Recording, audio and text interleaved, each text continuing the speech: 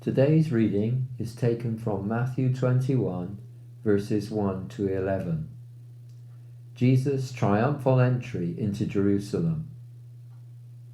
When they had come near Jerusalem and had reached Bethphage at the Mount of Olives, Jesus sent 2 disciples, saying to them, "Go into the village ahead of you, and immediately you will find a donkey tied and a colt with her. Untie them and bring them to me. If anyone says anything to you, just say this: 'The Lord needs them,' and he will send them immediately." This took place to fulfill what had been spoken through the prophets, saying, "Tell the daughter of Zion, look, your king is coming to you, humble and mounted on a donkey, and on a colt, the foal of a donkey." The disciples went and did as Jesus had directed them. They brought the donkey and the colt and put their cloaks on them, and he sat on them.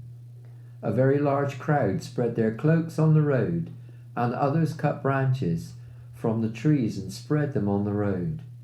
The crowds that went ahead of him and that followed were shouting, "Hosanna to the Son of David! Blessed is the one who comes in the name of the Lord! Hosanna in the highest heaven!" When he entered Jerusalem, the whole city was in turmoil, asking, "Who is this?" The crowds were saying, "This is the prophet Jesus from Nazareth in Galilee."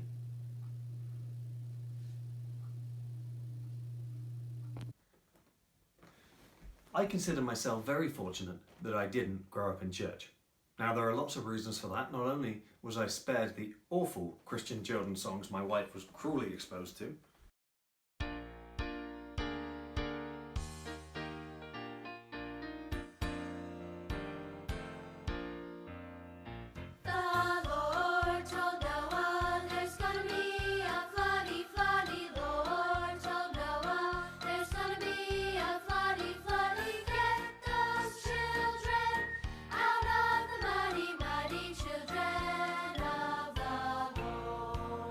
and I was never subjected to shows like this.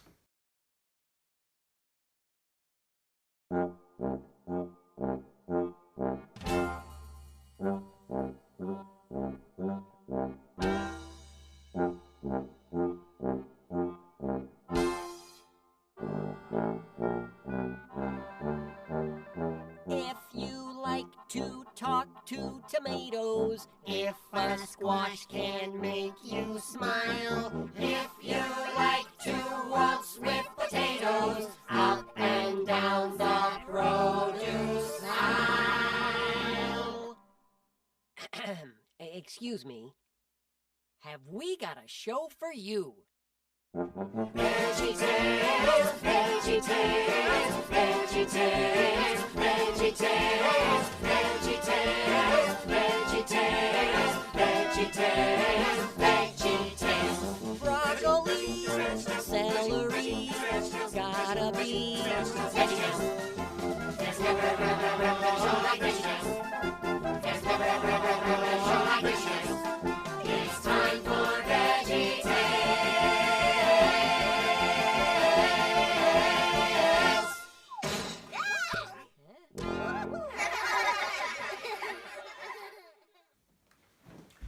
I know it seems like I made that up, but I promise you I didn't. That's a real show.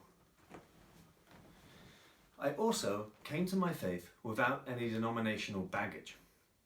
I became a Christian in an Anglo-Catholic Anglican church, but pretty early on I started going to a Friday evening youth service in a nearby Baptist church, so I would go High Church Anglican on a Sunday morning and Charismatic Baptist on a Friday night, and once a month or so, just to show that I was keen, I'd go to another service hosted in a Methodist church, but arranged by a team that included representatives from several churches on a Sunday evening.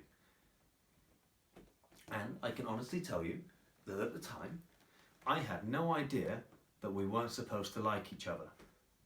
I knew that they were different, they sung different hymns, they did their services a bit differently, but it didn't really seem important. Like most Christians in most churches, I couldn't really have told you the differences between a Baptist and an Anglican or any other sort of Christian. But unless you're not very observant, you will have realised that I am now an ordained priest in the Church of England. So clearly at some point I decided that this particular flavour of church was right for me. So today I want to tell you two things. Thing one, why I am an Anglican, and thing two, why it doesn't matter. So, thing one. I am an Anglican, also known as Episcopalian, and in this country usually referred to as Church of England, though that is actually just the name for us in this particular country, this country's branch of the Anglican Church. One of the most common beliefs about the Church of England is that it started because Henry VIII wanted a divorce. Now, that may be a better story, and it has a nice rhyme you can teach to children, but it's a massive oversimplification of the truth.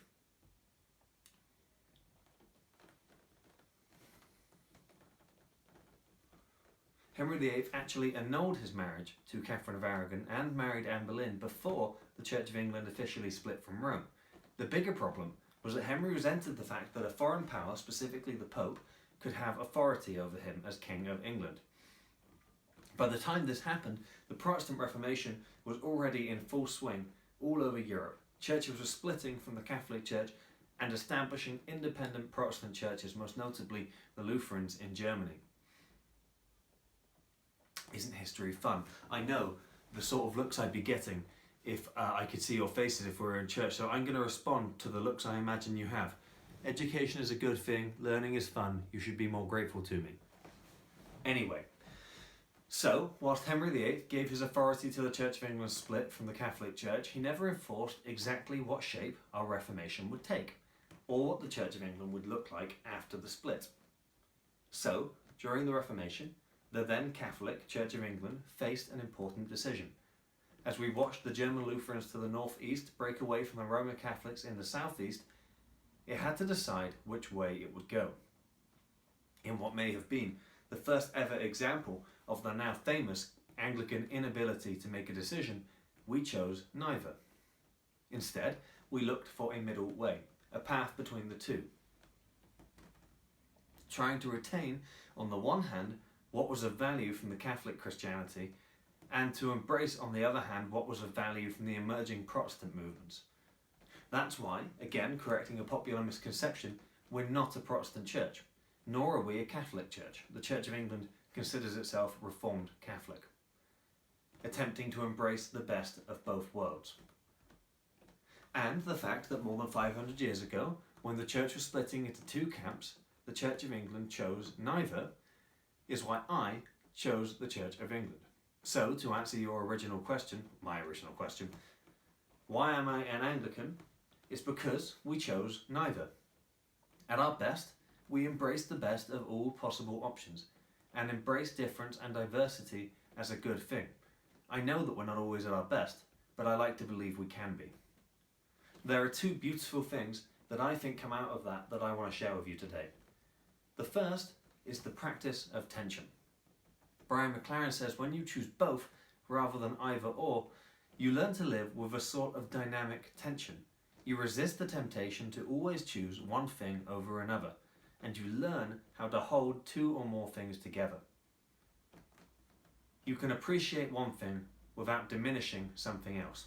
You can appreciate the beauty and symbolism of a high mass and the beauty and joy of charismatic worship or any other style of worship or church tradition. There is no need to choose one at the expense of the other. Everyone brings something good and something valuable and something beautiful to the table. There isn't a right and a wrong way to do church. We all have value. All the different styles have value. Because I don't think that the key to unity is to diminish our differences, to play down the difference between different styles of church. I think the key is to celebrate them, to celebrate our differences, to value each other, to respect and love each other. My dogs are barking. Cheers, guys. To recognise that we are different and yet equally valid. Variety is a gift from God. I'm not sure that terriers are. We done? The second thing is compromise. Compromise is a dirty word to a lot of Christians, particularly on the more conservative end. It suggests a lowering of standards. But I don't think that's true. I think it's a beautiful word, especially if you're trying to live in community with others. To me, compromise suggests keeping a high, or an uncompromised, see what I did there, standard of unity and high level of respect for your brothers and sisters who disagree with you. It means that we're prepared to make a real effort to keep together in spite of our differences. That we value each other more than we value being right. Because when it comes down to it, all of these differences aren't really that important. All of our trivial differences pale in comparison to the one thing that unites us, Jesus. Today is Palm Sunday. Today we celebrate Jesus' triumphal entry into Jerusalem, the beginning of the last week of his life.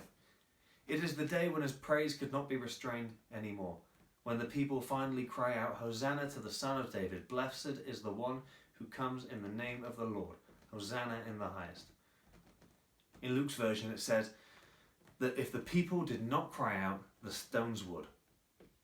It was the day when Jesus is finally recognized, when Jesus is finally seen as the Messiah, the Son of David, the Redeemer of Israel. He had arrived to free Israel and redeem the world, though I don't think any of them thought it would play out the way it did. The rest of the week is going to get a lot more complicated. And I don't think that any of the people in that crowd anticipated just how complicated it was going to get.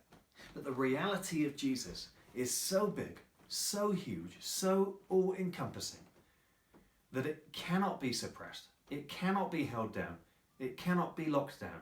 See what I did there? And it makes everything else seem small.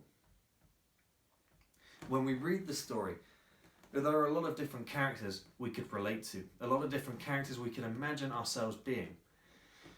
Maybe you imagine you're one of the disciples, proudly walking alongside Jesus, finally having your support of him validated after 3 years.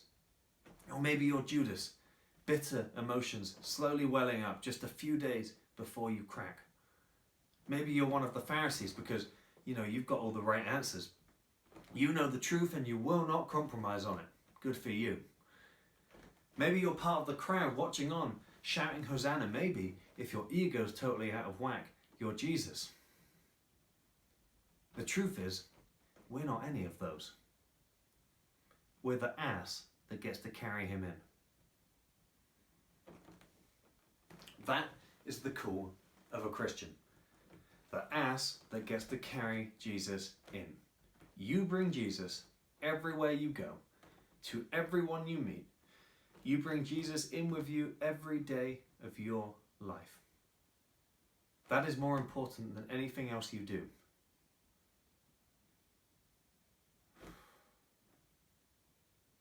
I'm using a teleprompter and it's really slow. Whether you're Anglican, Catholic or Baptist or Methodist or Lutheran or Pentecostal, High Church or Low Church, Anglo-Catholic, Evangelical, Charismatic, Liberal, Moderate, Conservative, American, African, Asian, English, anything. None of those really matter. None of those are who you are. You are the ass that carries Jesus in. As we begin Holy Week, the biggest week in the liturgical year, we experience again the death and resurrection of Jesus and all the things that lead up to it. And we're invited to realize, once again, just how big this really is. Just how important this really is. As we remember the Last Supper on Thursday, as we contemplate his death on a cross on Friday, as we wait on Saturday, and as we bear witness to his resurrection on Sunday, we are invited to remember the gravity, the enormity, the glory of Jesus and the salvation he brings. It's going to look a little different this year, but the message stays the same. Jesus. Nothing is bigger than Jesus. Nothing is more important than Jesus. Everything else is small in comparison.